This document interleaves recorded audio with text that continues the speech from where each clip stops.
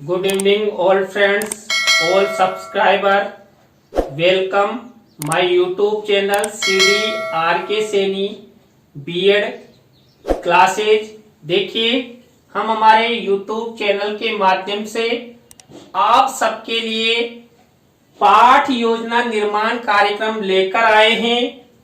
इस कार्यक्रम के द्वारा आप सभी को B.Ed, BSTC, D.Ed सभी प्रकार के प्रशिक्षण कार्यक्रमों हेतु जो शिक्षण आधारित पाठ योजनाएं बनती है, उन सभी विषयों पर आधारित पाठ योजनाओं का निर्माण करना आपको हमारे द्वारा हमारे चैनल के माध्यम से बताया जाता है।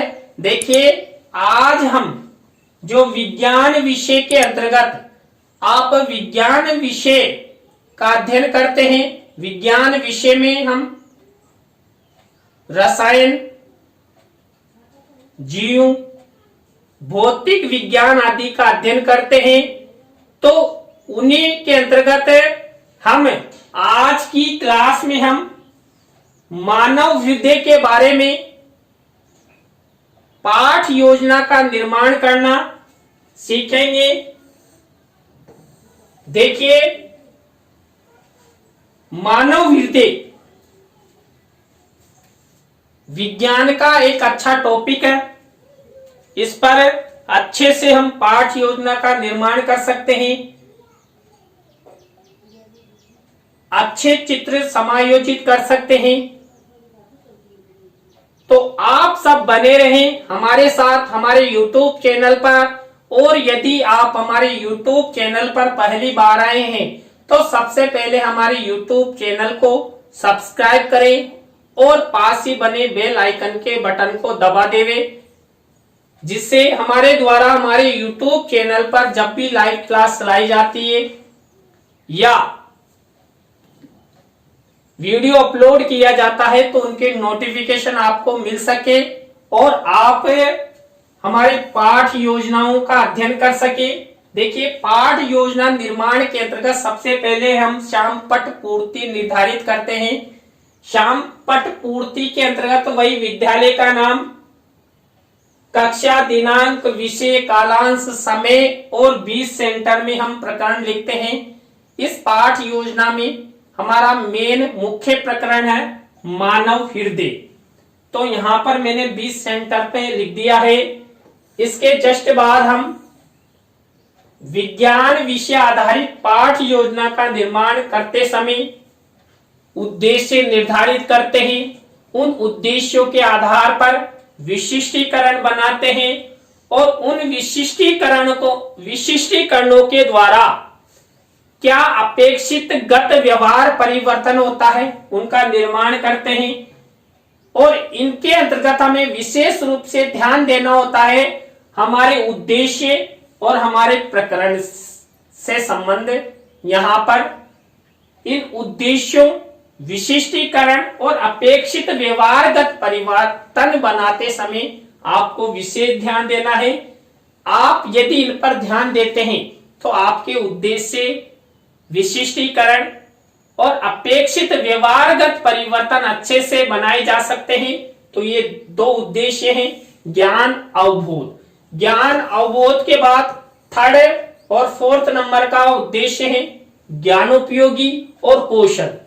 देखिए, ज्ञानोपयोगी और कौशल का ये विशिष्टीकरण है, ये अपेक्षित व्यवहारगत परिवर्तन है। इसके बाद देखिए,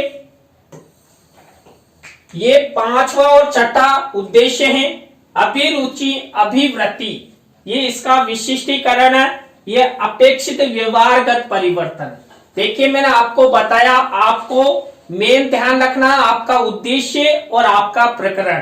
देखिए, यहाँ पर उद्देश्य और प्रकरण के आधार पर ही अपेक्षित व्यवहारगत परिवर्तन बनाए जाते हैं। आप द्वारा कई बार कमेंट्स किया जाता है कि सर हमसे अपेक्षित व्यवहारगत परिवर्तन नहीं बनते।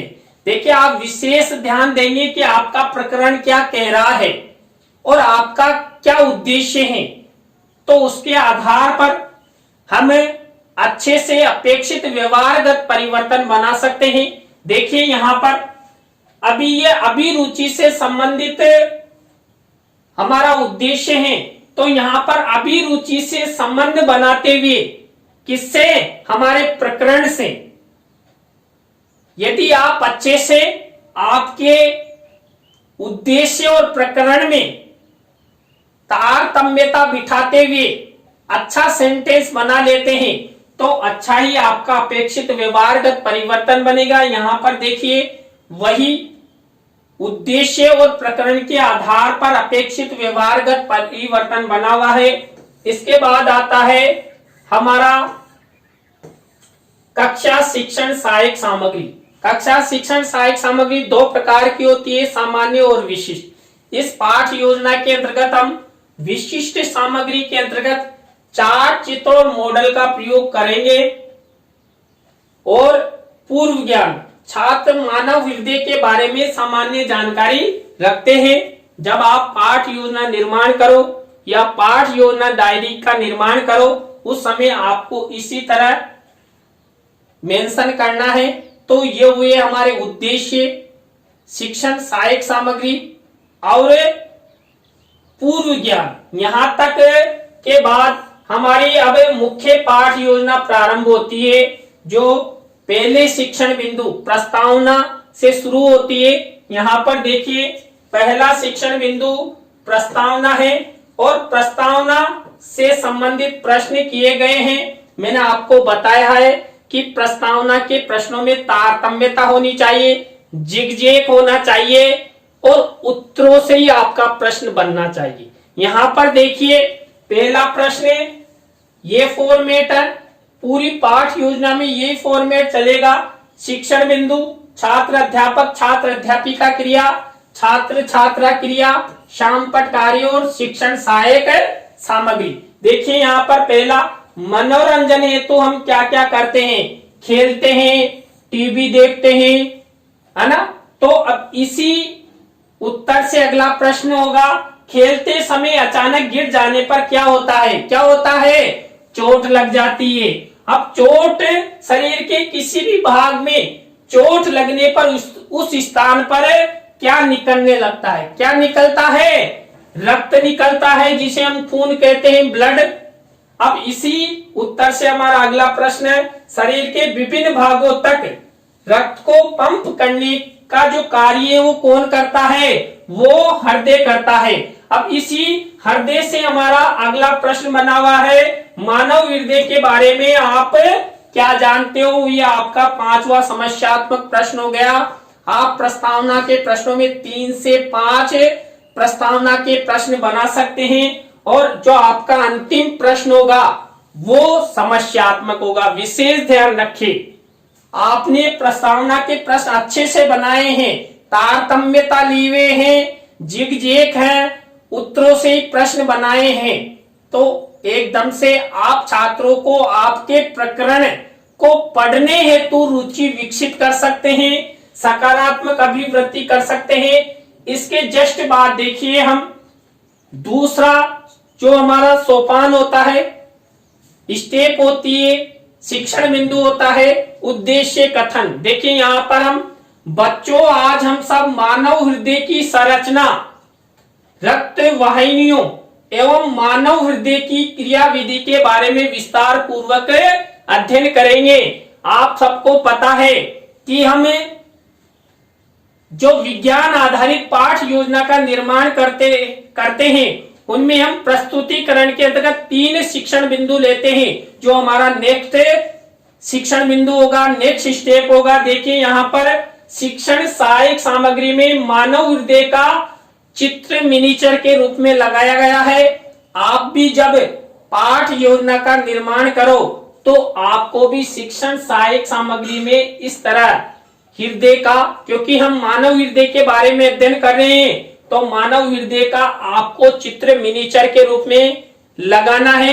किसमें, पाठ योजना में। तो यहाँ पर मेरे द्वारा लगाया हुआ है।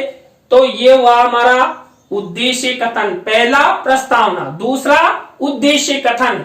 थर्ड स्टेप देखिए, थर्ड स्टेप हमारी आती है प्रस्तुतिकरण। देखिए थर्ड स्टेप जो हमारी प्रस्तुतिकरण आती है, उस प्रस्तुतिकरण के अंतर्गत हम 3 शिक्षण बिंदु लेते हैं, जिसमें पहला देखिए ये है मानव हृदय की संरचना। अब देखिए मानव हृदय की संरचना से संबंधित विकासात्मक प्रश्न किए जाते हैं। विकासात्मक प्रश्न किसके द्वारा किए जाते हैं? छात्र अध्यापक छात्र अध्यापिका द्वारा, और विकासात्मक उत्तर दिए जाते हैं छात्र छात्राओं द्वारा। देखिए यहाँ पर 3 विकासात्मक प्रश्न किए गए हैं। मानव में कितने फेफड़े पाए जाते हैं? 2। तो विकासात्मक प्रश्न इस तरह किए जाते हैं। आपको भी आपकी पाठ योजना में प्रत्येक शिक्षण बिंदु से संबंधित विकासात्मक प्रश्न बनाने हैं। आप सबको पता है विकासात्मक प्रश्नों के बाद हमारी नेक्स्ट स्टेप कौन सी आती है? हमारी नेक्स्ट स्टेप आती है क्या? छात्र अध्यापक छात्र अध्यापिका कथन। देखिए ये हमारी नेक्स्ट स्टेप है। किससे? मानव हृदय जो हमने पहला शिक्षण बिंदु लिया, इससे संबंधित ये स्टेप है। इसमें आपको मानव हृदय की संरचना से संबंधित क्या करना है? छात्र अध्यापक छात्र अध्यापिका कथन है, तो आपको इसमें मेंशन करना है। अब देखिए छात्र छात्रा ध्यान पूर्वक सुनते हैं और श्यामपट्ट कार्य में जो ये छात्र अध्यापक छात्र अध्यापिका कथन है, इसमें से जो महत्वपूर्ण बिंदु है या सेंटेंस है, उसको श्यामपट्ट कार्य वाले मिनी जो कॉलम है उसमें मिनीचर के रूप में यहाँ पर लिखते हैं। और देखिए शिक्षण सहायक सामग्री वाले कॉलम में हमने मानव हृदय की संरचना का चित्र लगाया है। आपको भी ऐसा ही मिनीचर आपकी पाठ योजना में मेंशन करना है। तो ये फॉर्मेट रहता है और इस तरह हम प्रत्येक शिक्षण बिंदु में यही स्टेप अपनाते हैं। देखिए हमने पहला शिक्षण बिंदु मानव हृदय के बारे में अध्ययन किया। अब जो ये छात्र अध्यापक छात्र अध्यापिका कथन किया, इसमें से हम क्या करेंगे? बोध प्रश्न करेंगे। देखिए बोध प्रश्न मैंने आपको पहले भी बता दिया है। देखिए हम इससे पहले विज्ञान की एक पाठ योजना का अध्ययन कर चुके हैं। ये हमारी दूसरे नंबर की पाठ योजना है। देखिए हमें जब शिक्षण बिंदु का अध्ययन करवाते हैं या बनाते हैं, तो छात्र अध्यापिका छात्र अध्यापक कथन के बाद हम बोध प्रश्न पूछते हैं। किसमें से? देखिए अभी जो हमने ये छात्र अध्यापक छात्र अध्यापिका कथन किया, इसमें से ये बोध प्रश्न पूछे गए। देखिए 3 से 5 बोध प्रश्न आप बना सकते हैं। यहाँ पर 4 बोध प्रश्न बनाए गए हैं। अभी मैंने आपको बताया था किसमें से बनाए गए। तो ये हमारा पहला शिक्षण बिंदु कंप्लीट हो गया। किसके अंतर्गत है? प्रस्तुतिकरण के अंतर्गत। तो प्रत्येक जो प्रस्तुतिकरण होता है उसमें हम 3 शिक्षण बिंदु लेते हैं और तीनों शिक्षण बिंदुओं का एक स्टेप चलता है। सबसे पहले विकासात्मक प्रश्न, छात्र अध्यापक छात्र अध्यापिका कथन और बोध प्रश्न। अब देखिए जो हमारा दूसरा शिक्षण बिंदु चलेगा, कौन सा? मानव हृदय से संबंधित रक्त वाहिनियां एवं जो धमनी और शिराएं होती है उनके बारे में हमारा दूसरा शिक्षण बिंदु है। तो इनमें भी वही स्टेप चलेगी, विकासात्मक प्रश्न, छात्र अध्यापक छात्र अध्यापिका कथन और बोध प्रश्न। देखिए यही विकासात्मक प्रश्न है। यहाँ पर 3 विकासात्मक प्रश्न किए गए। किससे रिलेटेड? रक्त वाहिनियां धमनी और शिराओं से संबंधित। आपको भी इसी तरह विकासात्मक प्रश्न करने हैं। इसके बाद देखिए नेक्स्ट स्टेप वही जो अभी मैंने बताई, जो हमने पहले शिक्षण बिंदु में प्रयोग की थी, वही छात्र अध्यापक छात्र अध्यापिका कथन। देखिए धमनी और शिरा के बारे में यहाँ पर छात्र अध्यापक छात्र अध्यापिका कथन किया गया है। इसे हम व्याख्यान कौशल भी कहते हैं, क्योंकि व्याख्यान कौशल मौखिक रूप में किया जाता है।